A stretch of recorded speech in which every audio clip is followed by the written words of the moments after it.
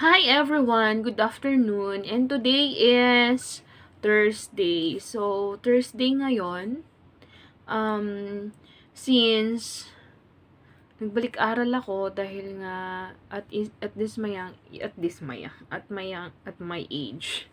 Hindi ko na masabing young kasi nga, you know what naman, ang age natin ay hindi naman pababa kundi pataas. So, nagbalik-aral ako guys and may mga bagay talaga na since ako way back 2011, 2014 yung last na ano ko sa school. So, nanibago ako guys, lalo na ngayon.